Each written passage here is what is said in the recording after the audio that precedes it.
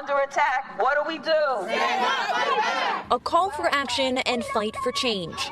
We will not be silenced. Community members and leaders made their voices heard in front of Allentown City Hall Monday afternoon. What you guys are looking at right here is footage of a protest from a couple of months ago where a bunch of people in the black community decided to rally around an Allentown City employee known as LaTarsha Brown. And the reason why they decided to rally behind her is because she, at that point in time, had told the public that she was the victim of evil white racism at her workplace. A city employee was confronted with a noose that was put on her desk in order to greet her because evil white racism is so strong in this country that not even people working in government buildings can expect to escape it. It was absolutely horrendous, a traumatic experience, and we have all these different people coming out in full force in order to support her, talking about how they will not be silenced, how they will fight back, and how, of course, Black Lives Matter. Just to think that people have to go to work in fear for their lives. Since Friday, Allentown police continue to investigate an item resembling a noose found on a city employee's desk. This egregious act is not just an affront to one individual, but it is an attack on the entire community. Several spoke during a rally, calling for transparency, prevention, and an immediate federal investigation among a list of demands. And obviously, this story is very troubling. The idea that a beautiful black woman cannot even go to work for the city of Allentown without fearing for her life, without fearing evil white racism, is absolutely terrible. It's absolutely horrific, and I am fully 100% in support of these people rallying as a community against said evil white racism, because we all know the biggest problem in this entire country is in fact that evil white racism. Let's get a little bit more of the protests that they decided to initiate based on the fact that the beautiful, stunning, and brave LaTarsha Brown ended up having what looked like a noose put on her desk. This incident, community members note, is not the first racial discrimination issue City Hall has dealt with. Josie Lopez is a close friend of the victim. They're always a community leader, always pushing for equality.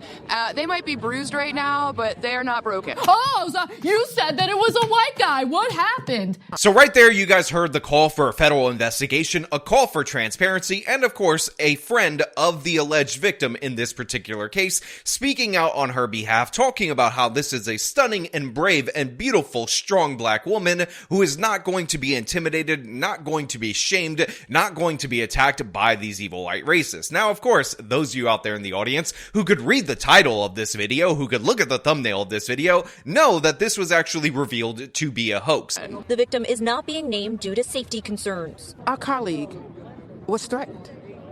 This was an act of terror. This was a hate crime. Oh, so you said that it was a white guy. What happened? It was fraudulent. It was absolutely ridiculous from top to bottom, but I think it's important for you guys to take in and drink up the hysteria that was put out immediately after these allegations were leveled, because the fact is, these types of hoaxes oftentimes lead to policy change in the immediate, only to be discovered that those policy changes are based on lies. However, the fact that they're based on lies doesn't often result in a reversal. So you see all these different various people out there chanting Black Lives Matter, talking about how a black person is afraid to even go to work in the city of Allentown, discussing about how, oh my god, it's an attack not just on this one woman, but the whole community, when in reality, what we actually see is that this is an attack on white people overall, an attack on the character of Allentown, perpetuated by somebody who so desperately wanted to be a victim that she was willing to do so, victimize herself for this very result. Now, we're going to break this down. We're going to talk about this in greater detail, but before we do,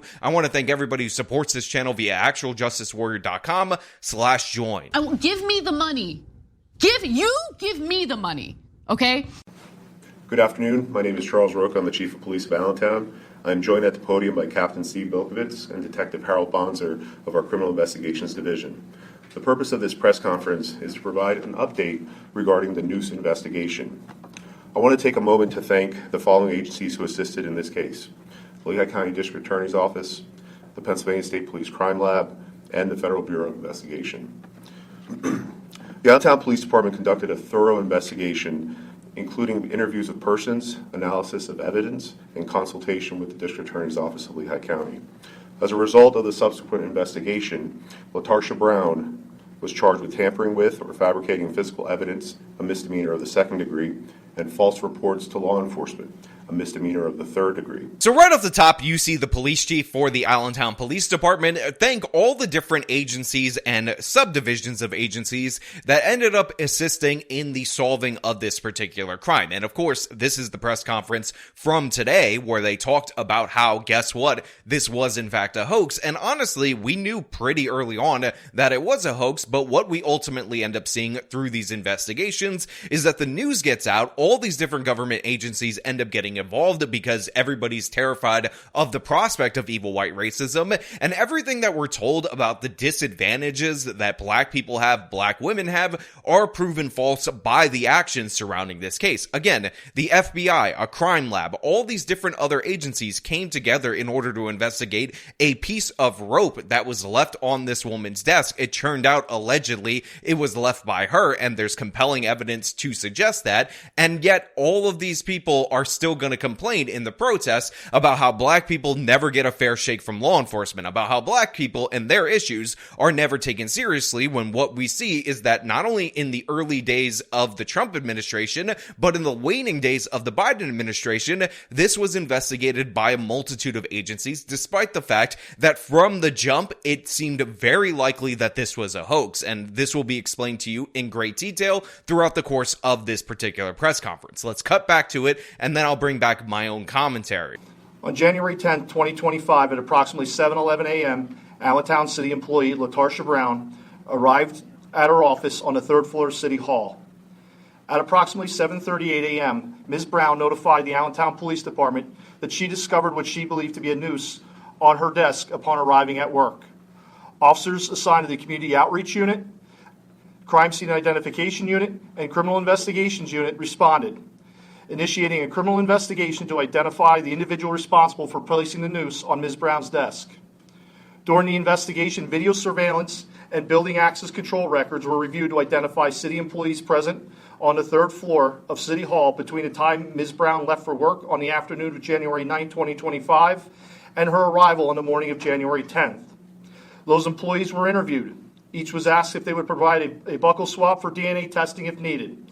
Every employee agreed, except for Ms. Brown. So right here we find out that on January 10th at 7:11 in the morning, LaTarsha Brown ended up reporting that this noose was placed on her desk, and the police immediately went to work. They started canvassing the area, they reviewed the surveillance video, and they tracked down each and every person that had been in the office between January 9th and, of course, between her arrival on January 10th. They also asked all of those different employees, who again, they interviewed really quickly, whether or not they would willingly provide a DNA sample if required, and each and every one of them ended up saying yes, except for, of course, LaTarsha Brown. Now, for those of you who are unaware, what they would be looking for in this particular case is touch DNA, because in reality, you don't buy rope in the shape of a noose. Oftentimes, you have to tie it yourself, and if you do it with your bare hands, you're actually going to be embedding your DNA not only on the outside, which, by the way, any person who touched it would leave their touch DNA on the outside, but you could also embed your DNA on the inside, where the knot is, of course, met, where it's joined. And this is actually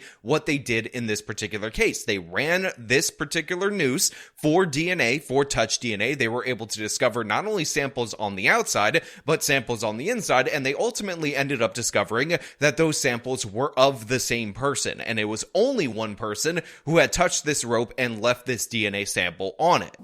Initially cooperative, Ms. Brown later requested that the investigation be discontinued. Now, they're going to explain the DNA that I just told you a little bit later in this press conference. It is linked in full in the description, by the way, if you want to check it out. But don't you think it would be something that, would be worthy of broadcasting in the news media, that LaTarsha Brown, who was initially cooperative in this particular investigation, decided very quickly after that she wanted the investigation to be discontinued when they started asking about DNA, when they started explaining touch DNA, and that they would be able to identify the person who tied this rope? Don't you think that maybe we shouldn't have had to wait 2 months to speculate on the fact that this was a fake hate crime hoax, a framing of the white people in Allentown, Pennsylvania, another Jussie Smollett style incident? But no, this was not put out there. The police ended up conducting their investigation.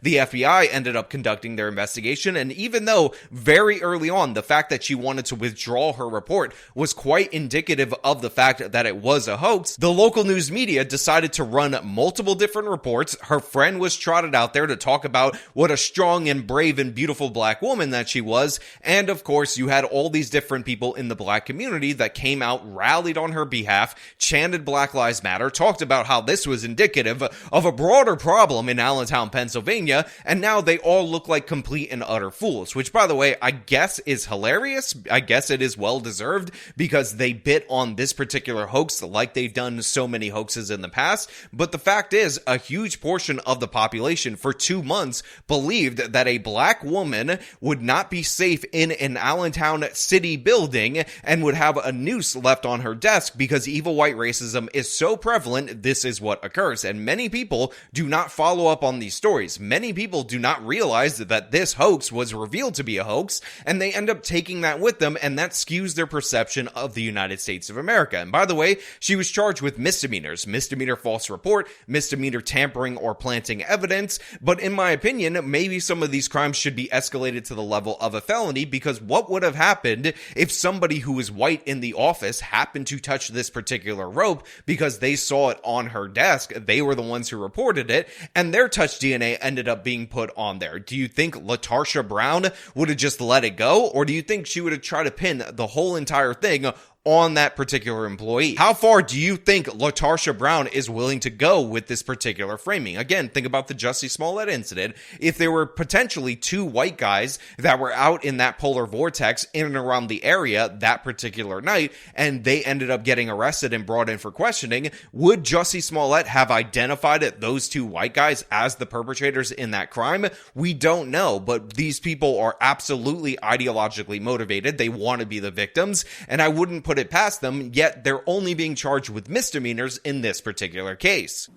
The noose was submitted to the Pennsylvania State Police Crime Lab for DNA testing on January 14, 2025.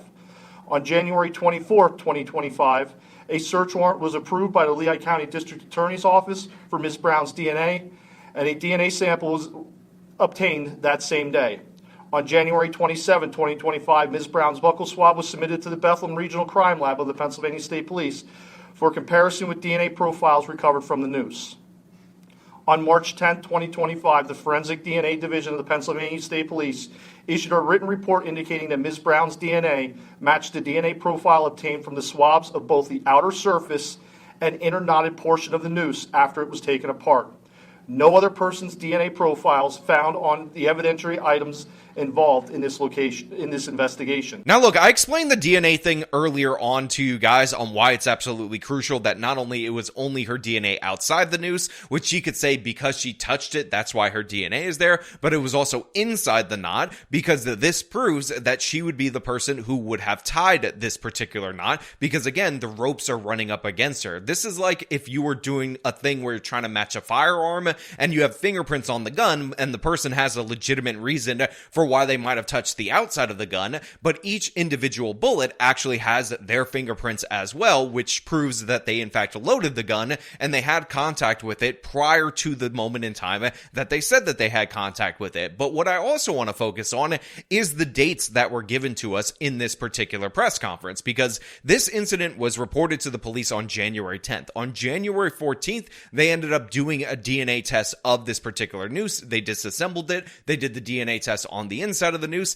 And on January 24th, 2025, they ended up getting a warrant for LaTarsha's DNA. And of course, the lab takes a little while. And on March 10th, they had proven that it was in fact a match to her DNA. This was all done incredibly quickly. Obviously, other DNA testing was bumped down in order for this to take precedent over it. And I can only imagine if you are waiting on the results of a rape kit or some kind of other DNA testing, which by the way, there are significant backlogs across the country for DNA testing related to that, and you find out that this stupid hoax where nobody got hurt ended up taking priority over that. Again, the misdemeanor charges do not seem like they fit this particular crime, because you got to think about all the time, energy, and resources that were devoted to this stupid case, despite the fact that it was absurd from the jump. And of course, LaTarsha backing down and trying to withdraw the report hours after she made it, or maybe a day after she made it, is obviously incredibly suspicious. Now, I want to make something 100% clear for everybody out there in the audience. Obviously, everything is alleged right now. LaTarsha Brown is entitled to the same innocent until proven guilty protections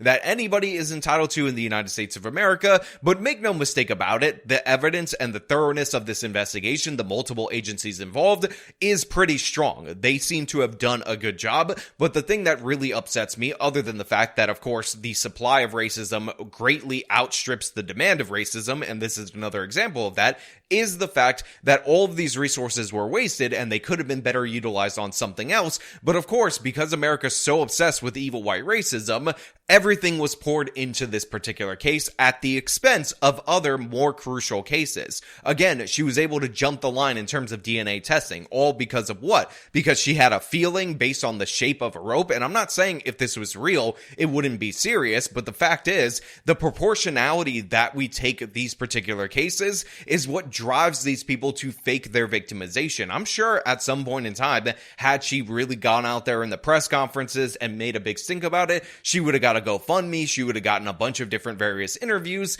and now she's only going to face some possible time in jail, likely will get a fine, even though, again, she might have wasted hundreds of thousands, if not millions of dollars in terms of manpower, resources, scientific testing, and all of that, and all for what? Just so she could be the most victimized person in Allentown, just so she could smear the reputation of that particular city in Pennsylvania. It's disgusting from top to bottom, but again, we will await the trial and all of that for her to potentially be adjudicated guilty or not guilty. But again, those are just my thoughts. I want to know what you guys think about this down in the comments below. As usual, if you like the video, show them by leaving a like. You can subscribe for more content, follow me on the social medias, support me via the support links in the description of this video. This has been me talking about yet another hate hoax. Till next time.